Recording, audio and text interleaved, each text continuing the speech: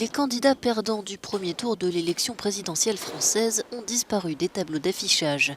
Ne reste que Marine Le Pen, candidate du Rassemblement national, et Emmanuel Macron, candidat de La République en marche, qui s'affronteront lors du deuxième tour le dimanche 24 avril. Le président candidat à sa réélection s'est exprimé hier soir sur TF1.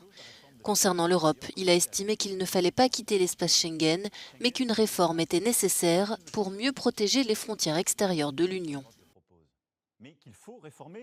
L'immigration qui arrive en France, elle arrive sur le sol européen, par l'Espagne, par l'Italie, par la Grèce ou par notre frontière orientale. L'immigration clandestine, j'entends.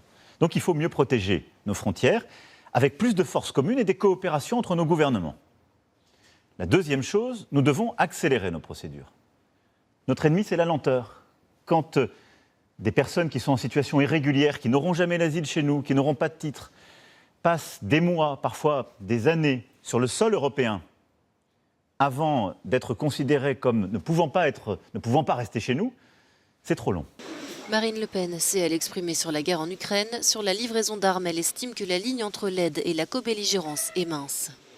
Oui pour les éléments de défense, les instruments de défense. Oui pour le renseignement, bien sûr, évidemment. Je suis plus réservé, évidemment, sur la livraison d'armes directes.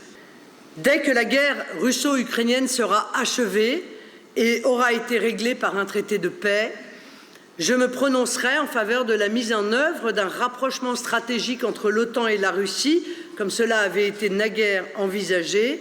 C'est l'intérêt de la France et de l'Europe, mais aussi, je crois, des États-Unis, qui n'ont, même dans l'hypothèse d'une réticence de Washington à envisager une Europe de Lisbonne à Vladivostok, aucun intérêt à voir émerger une étroite union sino-russe.